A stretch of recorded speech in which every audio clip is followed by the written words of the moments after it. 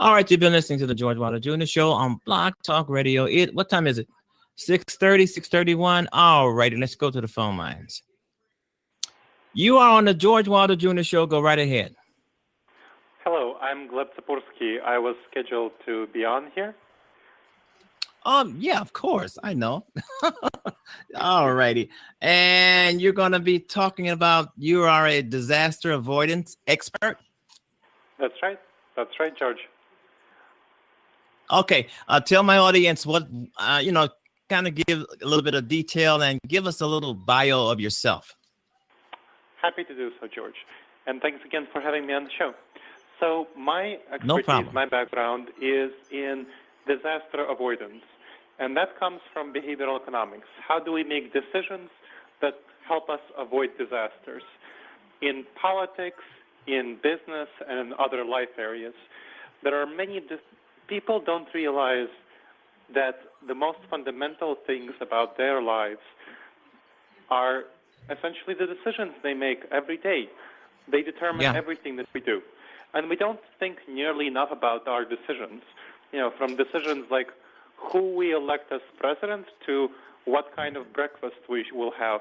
And the last one, it might seem trivial, but if you have the same breakfast of eggs and sausage and ham every day, and then you get a heart attack at 50, that makes it a pretty significant decision.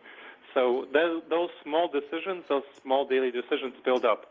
But also decisions like whom you marry, do you have children, do you open up your own business? Something that people don't know before they open up their own business is that about 80 to 90% of all businesses fail, and they go charging ahead being all optimistic and stuff about opening up their business. So my role and what I do is helping people avoid disaster through providing research-based expertise in decision-making. I run a nonprofit called intentionalinsights.org, and people can check it out at intentionalinsights.org, where we popularize the research on decision-making through quick and engaging articles of about 1,000 words, 5-minute read, brief videos, and so on, like fun things, memes. And I also research this topic. I'm a professor at Ohio State University who researches this topic, and I do consulting for companies. And I'm also a civic activist fighting post-truth politics, so lies and deceptions in our political system, which have become Join the club. Recently. Yes, exactly. So to help us as Americans make wise decisions about our politics. So that's a very nutshell, brief bio of me. Oh wow, that sounds great. That sounds great. But in the title that's describing you, you're saying you are trying to stop people from. You're trying to get people to avoid disaster in their lives. Is that generalization, or is it specifically? You being specific? Yeah, getting people to avoid all sorts of disasters.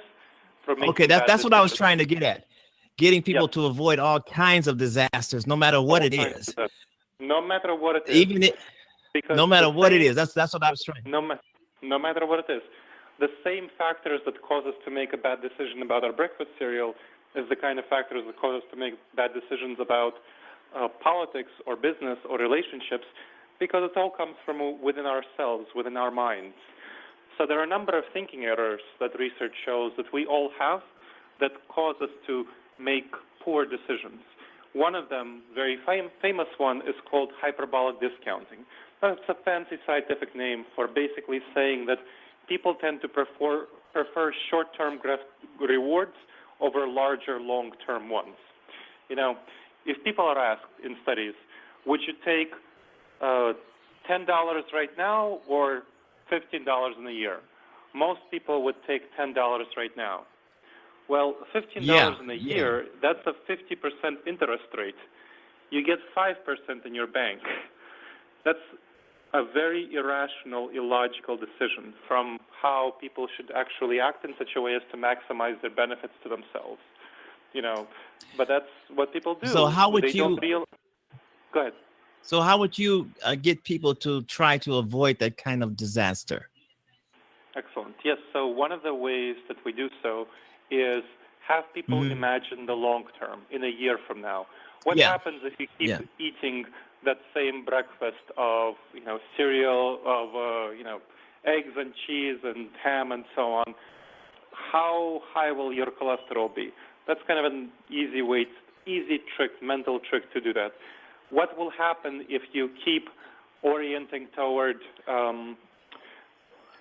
conflicts with your loved one instead of putting in some efforts and going to relationship counseling? It's going to be painful in the short run. It requires resources. But, in a year from now, you'll be much happier off not having the constant everyday conflicts that happen. You're right about that. You're right about that. So how have people reacted to what you do? People react in a variety of ways. So I'm brought in often to corporations to do consulting on this sort of thing. So, for example, I'm doing consulting for a corporation that is trying to get its employees to do more marketing, be advocates on behalf of the corporation. Now, that's kind of a challenge because it's not what the people signed up for when they first were hired. Yeah. They were signed up to do the job. And so they're reluctant to serve as advocates for the corporation when they go out in their home lives and in their professional activities. So they may not even like the job. They may not like what they do. Like so why would they advocate for it? So, Exactly. So they may not even especially enjoy what they do. Exactly. So what I talked about was, well, how do you frame it to these people to help them make a decision that is aligned with the organizational culture? Well, you talk to them about how much they would all benefit from the corporation staying around longer and being more healthy, and also changing the incentive structure to be profit sharing, so that people are actually invested in the well-being of the organization. So getting some of their salary in terms of stock instead of getting their salary in just cash. So by changing the incentive, you get people to make the decisions that's in line with their interests and with the corporation's interests. So changing the structure of decision-making. So that's one area. And changing their mind, on certain things, make them think that it's a positive thing that they're doing, that it's going to benefit them in the long run. Exactly. Yeah. So it would have to, because they have to overcome some internal resistance to this sort of change. Yeah. So you have to make it worth it for them. You got to make it work for them, right? Especially those who may be a little bit skeptical, Yep. And it's something that organizations don't do aren't very wise at all about how to get their employees motivated. They think that, just because the employee works here, she or he should just do what the corporation wants. No, you can't do that. You have to you have to convince the person that it's in his own best interest to do what the corporation wants them to do. and your job is to motivate them to come over to the employer's side of the aisle. Right, when I'm hired by the employer. Yes, exactly. So that's one area of activities. Then another area of activities, so I mentioned politics. One of the things I'm focusing on is getting people to care about truth in politics and rational thinking in politics. Now, that's a kind of a hard thing to do for people who don't you tell me about it. For people who don't have an intuitive concern with truth in politics. Now, you and I, you sound like a person who really cares about truth in politics, and I do as well. So we have an emotional attachment, an emotional concern with truth in politics. Plenty of people don't. But most people have a concern, most voters, most ordinary people have a concern with things like corruption and things like authoritarianism. So what the research suggests is the most effective thing to do is to go to what they care about. If they care about corruption, so kind of figure out what they care about. Polling shows that corruption is one of the biggest fears of Americans. Above terrorism, above snakes, about 60% of people in the United States are actually afraid of corruption of government officials. So then what I do when I meet a person who is afraid of corruption, which most people are, is to say, hey, neither of us want corruption. Corruption is bad. That's like really bad, waste of money. But think about what will happen if politicians can win just by lying. Well, then, if they win just by lying, you don't know who's corrupt because they can be lying about their corruption. Then there's no way, if the media aren't to be believed, if there's no way of checks and balances on the politician, then you don't know who's corrupt, and then politicians will just stuff their pockets. So that's really bad. Politicians will collude with businesses, stuff their pockets, misdirect tax money, and therefore we should be really concerned about truth in politics to have that check on the politicians. So when you have a conversation that way, that gets people engaged in truth in politics. But you got a lot of people out here who vote, don't vote. They vote for politicians who have great sounding names. They vote for politicians who look well, who look good, and they who lie through their teeth. And that you can put some of this on the voter themselves because they haven't done their homework. They just go out there and vote for whoever sounds the best or looks the best or say that they're going to do everything they can for those people. And once these people are voted into office, they become, like you say, corrupt.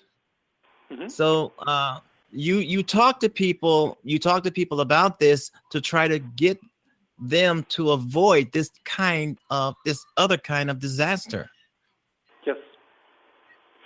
So there are many politicians. It's certainly the case that some politicians become corrupt, and when they come into office, but there are plenty of politicians, and we see that right now, who gain power through lies and deceptions, very obvious ones. In our political system, we have two major political parties, and we have the media. Now, the media are essentially the mediators of who is lying. The Republicans will call Democrats liars, Democrats will call Republicans liars. It's hard to know who's telling the truth and that's why we need an objective outside observer, which is the media. Now, the media, if you see a politician attacking the media when the media accuse the politician of lying, that's a bad thing. They're undermining the referee. They're, like in the wrestling arena, they're, punching the referee in the back and knocking the referee out and in order to take a steel chair and slam the other guy. So when you see a politician attacking the media, you know that politician is pretty deceptive and not honest. So that's the kind of thing that I focus on. I don't focus on addressing the lies and deceptions. When the media calls out a politician for lying and the politician doesn't back away but instead attacks the media, that's when you're getting really dangerous. That's what would lead to corruption. It would also lead to authoritarianism. I mean, we know that in Putin's Russia, and in Erdogan's Turkey, which are recent countries that are becoming authoritarian, they started off their path to authoritarianism through attacking the media and calling the media dishonest and lying and so on. And they themselves lied and they attacked the media when the media called them out. And this is what's happening here in the United States, and this is a very dangerous thing. It is dangerous. I think it is dangerous. I think this administration in America today, I think it's one of the most corrupt. It's one of the most vile. It's one of the most deceitful. It's one of the most. It's nothing like the United States has ever seen in the history of its existence. This is really bad what we've got now, and it's going to take, in my opinion, it's going to take Americans, the people themselves, to take their country back, because we are under siege with this guy and the rest of his administration. This is what I believe. We are under siege. I think in terms of corruption, I didn't have enough. They don't have enough of a track record for me to say how corrupt they are compared to other administrations. They do have enough of a track record to say in the short time that the administration has been in place, it's definitely one of the most deceptive. And it's very dangerously deceptive. It's very dangerously deceptive because when they're called out on their lies, unlike other administrations, they double down. They attack the media. They attack exactly. the They double down on their lies, and this makes it bad. And like you say, this makes it more dangerous because these people really believe something that doesn't exist. It is very dangerous. I mean, I just recently saw a poll by the actually somewhat right-leaning but pretty reasonable polling firm Rasmussen reports that about 44% of Americans believe that the Obama administration wiretapped Donald Trump in the 2016 election, and that's ludicrous. There's absolutely no evidence. That's still Trump too many. Trump himself is backing away from this claim, but this is what people still believe because Trump is very effective at making people believe lies, and this is something that is a huge disaster. This is why I'm focusing a lot of my energy and resources on politics right now. It is a disaster, and it's something I'm trying to help us avoid. Trump was backing down on his wiretap claim, but now he's double downing on it. Trump goes from one extreme to the next. He was backing down on it. You were right, but now the media is reporting that he has now doubled down on it. That Obama, recently. Wow, I didn't hear that. Okay. Obama wiretapped him, and still he has no evidence, no proof of that. He can't supply it, but this is probably his third or fourth time doubling down on a lie. So this guy is a lot of people are saying he's crazy. Something is mentally wrong here. I mean, he's a pathological liar. This guy has taken America to the sewer. I mean, the world leaders. Absolutely, yeah. He is hugely, hugely dangerous, and hugely dangerous totally. From the perspective. You and I care about lies and deceptions, but how we communicate this to other people who don't intuitively care, we have to focus on how this would result in corruption and authoritarianism. Yeah. So when I talk to people who care about American freedom and American liberty, who tend to be conservatives and Trump voters, I talk to them, about things like corruption, and I talk about authoritarianism. We see how in October 2016, when Trump was thought he was losing the election, he called the elections rigged. Now he's still saying that he won the popular vote because of millions of illegal voters. And he got an attorney general whose biggest achievement is suppressing African-American minority voters and also proclaiming the false theory of mass voter fraud. Well, what's the likelihood that Trump will step down if he loses in 2020 versus claiming that that his opponent won because of millions of illegal votes and use his administrative power to stay in power? So, there's quite a high likelihood that will be the scenario. So that's the disaster I'm really working to avoid. The end of American democracy as we know it. I'm with you. I'm working to try and take this country back. Because Donald Trump is not going to change. Donald Trump is going to be Donald Trump. He's not going to change. He's going to be who he is. Every time he opens his mouth, there will be a falsehood coming out, and he's going to be who he is. How do you pronounce your name? Gleb or okay? Gleb Have you? Are you an author? Yes, I'm an author. I wrote the book Find Your Purpose Using Science. So about that topic, I wrote a couple of other books. Right now I'm working on a book about fighting alternative facts. It's called The Alternative to Alternative Facts. Alternative facts, okay. Yes, so the subtitle is Fighting Post-Truth Politics with Behavioral Science. So I'm an author and speaker, and I go on radio shows and TV, and I lead a nonprofit which has a project devoted to fighting alternative facts. So we're focusing a lot of energy on it. One of the things we want to do is to we analyze the situation. We realize that people in our political system are not getting rewards for telling the truth. So we want to create a reward for telling the truth for what we're calling the pro-truth pledge, where a candidate for political office would take this pledge and to orient toward what fact checkers say and to provide evidence for their statements, and so on, a number of things. And that would actually show, if one of the candidates took the pro-truth pledge and the other one didn't, that tells you a lot about the two candidates, and that gives you a way to reward the candidate who is oriented toward the truth. Wow. All right. Tell my audience, if they wanted to know a little bit more about you, where would they be able to get that information? Sure. They can go to intentionalinsights.org. That's the nonprofit I run. They can check out my personal website at glebtsipursky.com. So that's my name. You can just Google it, Gleb Tsipursky. And they can email me at gleb@intentionalinsights.org if they want to get involved in the Rational Politics Project, or if they're interested in disaster avoidance in other contexts, and I would be happy to get them connected. All right. What about your book? How can we find your books? So you can find my books on Amazon. If you look for Gleb Tsipursky author on Amazon, you will find the range of books I've written. Find Your Purpose Using Science, and so on. They're also available on intentionalinsights.org. There's a section there for products that are distributed by the nonprofit. Okay, can you take a call? Can you take a call? Yes, of course. I'd be happy to take a call. Okay, hold on. Caller, you on the George Wilder Jr. Show. How you doing, guys? I'm concerned about this,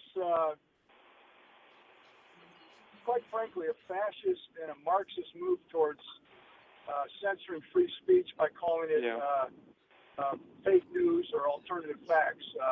And I see that's what the left is doing. You guys can't win an election by legitimate means, so you're going to try to control the narrative, despite the fact that you control academia, you control the mainstream media, and you control pop culture, and still your message is rejected by the American people. So now you want to start censoring the message. So do you think Obama wiretapped Trump Tower? Well, let me ask you a question. Did Trump collude with the Russians? I think that was the question. That wasn't the question that was asked. The question that was asked was if you think that Trump wiretapped, if Trump was wiretapped by Obama. I think that the government, the Justice, and certain elements of the Department of Defense were involved in wiretapping individuals that had conversations with people on Trump's staff, and instead of protecting those identities, they released that information illegally. I hear your concerns, and that sounds to me like you have some concerns, but that doesn't at all reflect what Trump accused Obama of doing. He said, and I quote, Trump, if he said something like, Obama wiretapped my phones, he is bad and sick, this is like McCarthyism, this is like Watergate. He personally accused Obama of doing the same things that Nixon did in Watergate, which is breaking into the Trump Tower or Watergate Hotel and wiretapping the phone of one's political opponent. Please don't say things that aren't actually in accordance with reality. So don't misrepresent the reality of what Trump said. You have his tweets. I'm not talking about the tweets. I'm talking about the substance and the dangerous activity that the Obama administration engaged in over the 8 years. They sought phone records from the AP, a direct attack. Okay, I hear your concerns. Thank you for sharing your concerns. All right, thank you, caller. Bye-bye. I appreciate your concerns. All right, he's gone. No worries. All right, I want to thank you for being on the show. You were great. You were wonderful. Sure. I hope you come back again at some point in time. I would love to, and we can focus more on how to effectively promote truth and rational thinking to people who are conservative-oriented, because I've had some really good conversations with conservative radio show hosts who were able to update their beliefs to care about truth and politics because of their concern over corruption and authoritarianism. No problem. No problem. I will contact you. I will contact you again, and we will do another show. All right. Bye-bye for now. Bye-bye. All right. Thank you.